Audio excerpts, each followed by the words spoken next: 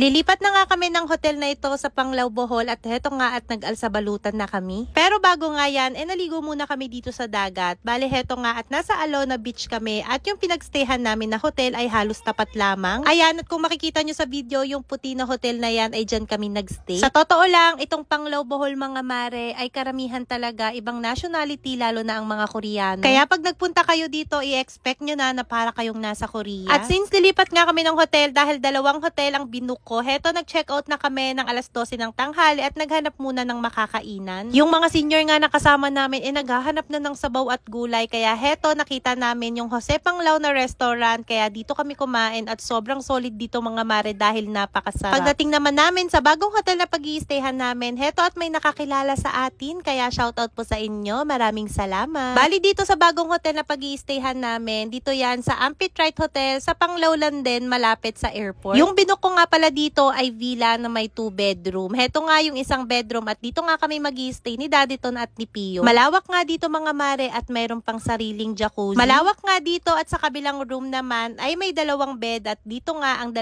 senior mag-i-stay. Yung pinakaplano kasi talaga namin mag-i-stay kami ng 3 araw at 2 gabi sa Beachfront Hotel tapos lilipat kami. Tapos yung natitirang araw namin bago yung flight, yung gusto ko ay makakapag-relax kami kaya dito kami nag-book. Eto nga sa labas nga ng aming kwarto ay napakaganda ng view dahil tapat na din ito ay swimming pool. Pagkahapon nga ay nag-decide kami ni Daddy to na pumunta ng Tagbilaran pero magre-renta lang kami ng motor. Bali itong renta 24 hours 500 lang at ayan nga nag-road trip kami habang iniwan muna namin si Pio sa mga lola. Hindi na ako nakapag-video sa Tagbilaran, bumili lang kami ng aming hapunan doon at pagkagabi nga ay nag-swimming ang 2 senior at may free cocktail drinks pa nga sila dito sa hotel. Kinaumagahan naman, ito na yung last day namin kaya heto mag-aalmusal na din kami. Bago nga kami mag-almusal, syempre uminom muna ako ng aking paborito na Shepu Apu. Sabi ko naman sa inyo mga mare, kahit saan ako magpunta ay may dala-dala akong Shepu Apu juice, tapos sasabayan ko pa yan ng Beauty White capsule. More on food trip din kasi kami dito para medyo malis na din yung cravings natin. Sa free breakfast naman namin, heto corned beef, 2 sunny side up egg, salad, at meron din kasamang mangga. Pagtapos naman namin kumain heto at nag-aya na nga si Pio na maligo. Maganda dito mga mare, sobrang peaceful at saka wala masyadong tao at solong-solo nyo talaga yung swimming pool. Pagkatanghali naman ay pumunta kami ng Oceanica. Nagmotor lang kami ni Daddy Ton at yung 2